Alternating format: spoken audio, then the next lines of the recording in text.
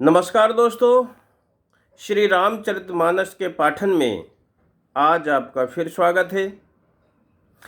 देखिए, एक व्यक्ति था, उसने घोर तपस्या की और भगवान को खुश कर लिया। उसकी तपस्या देखकर भगवान को प्रकट होकर उसको वरदान देने के लिए आना पड़ा और भगवान आकर के बोले, बोलिए भगत, आपको क्या चाहिए, हम आपको वरदान देना चाहते हैं। भगत बहुत खुश हुआ कि आज तो भगवान खुद आए हैं और वरदान मांगना है। मैं ऐसा कुछ मांगूंगा कि मेरे जीवन के सारे अभाव खत्म हो जाएंगे और मेरे जीवन में खुशी ही खुशी छा जाएगी। ये सोच ही रहा था तो भगवान बोले, देखिए भगत, वरदान आप कुछ भी मांग सकते हैं, हम आपको देंगे, लेकिन एक शर्त है। भगत बोला, क्या शर्त है भगवान? बोला, शर्त यही कि जो आप मांगोगे उससे डबल आपके पड़ोसी को मिलेगा। जब ये बात उन भगत ने सुनी तो उसके मन को अच्छा नहीं लगा और उसने सोचा, नहीं, पड़ोसी का अच्छा नहीं होना चाहिए, पड़ोसी का तो बुरा से बुरा होना चाहिए। अब मैं क्या करूं, मुझे वरदान भी मांगना है लेकिन पड़ोसी तो मेरे से ज़्यादा माला माल हो जाएगा।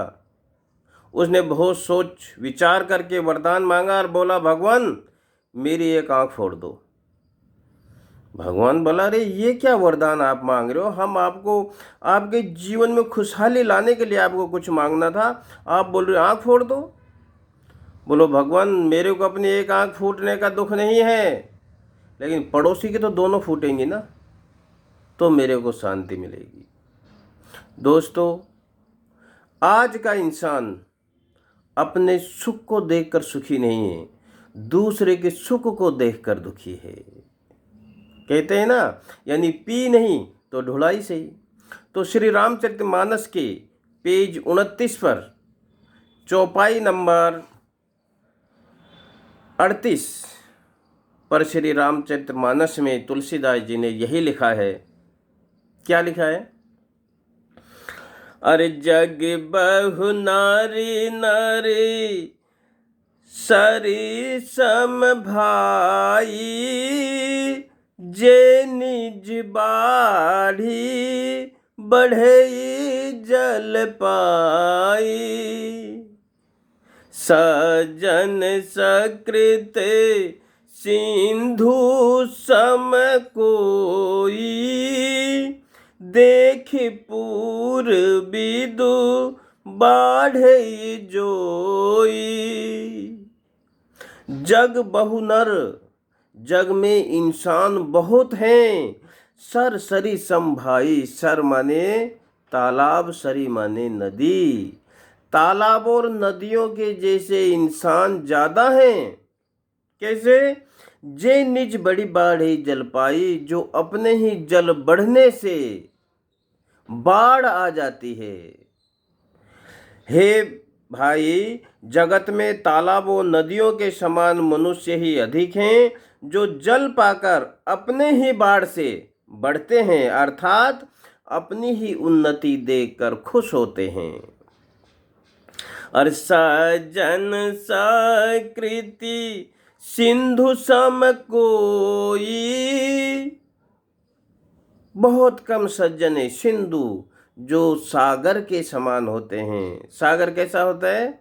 अरे देखे पूर्व बिदु बाढ़ ये जोई, जो दूसरों के उत्कर्ष देख पूर्व विदु, दूसरे के पूर्ण उत्कर्ष को देखकर खुश हो जाता है।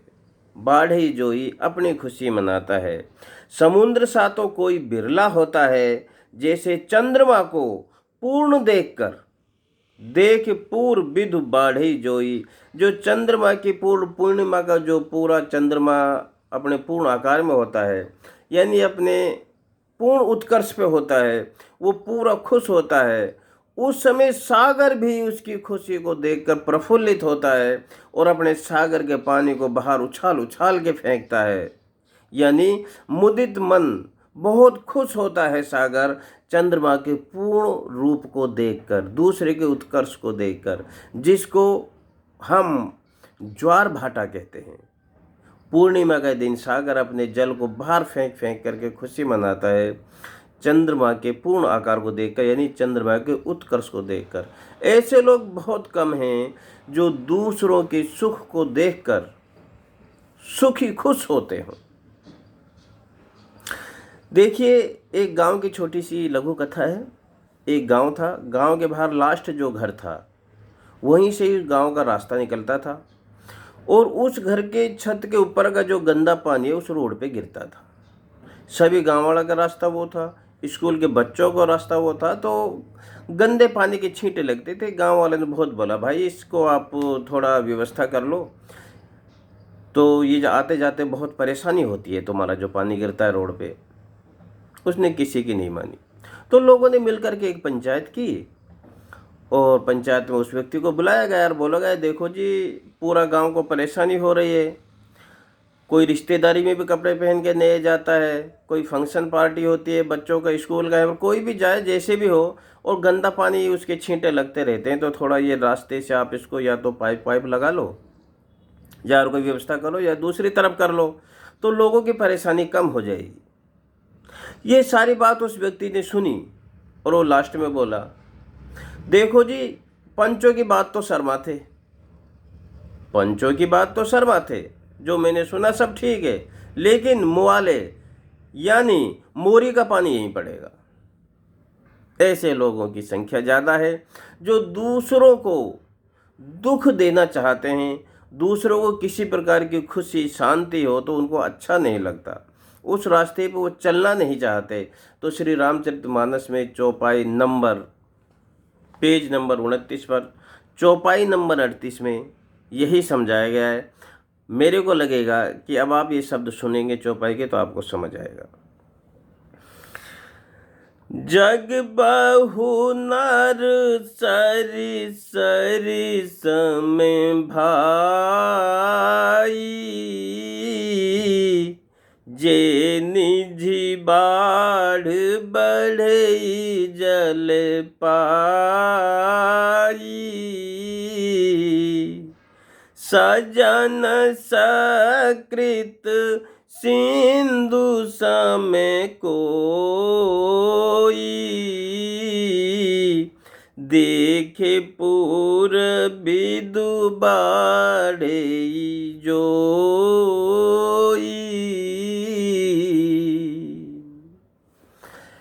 नदियाँ तालाबों से व्यक्ति ज़्यादा हैं जो थोड़े से पानी से उछाल मारने लगते हैं, अपनी उन्नति से खुश होते हैं, लेकिन दूसरों को खुशी उन्नति को देखकर जो खुश होते हैं, ऐसे गहरे विचार वाले सागर जैसे मनुष्य बहुत कम हैं। तो मैंने आपको बताया था एक एक चौपाई में बहुत गहन अर्थ है श्री रामचरितमानस की चौपाई में, उनको अपने ध्यान में रखें और ऐसे ही अपने विचार उनके जैसे बनाएं, तो ये हमारे आत्मिक बल के लिए, शांति के लिए बहुत ही अच्छा एक टॉनिक का काम करता है। जय श्री राम।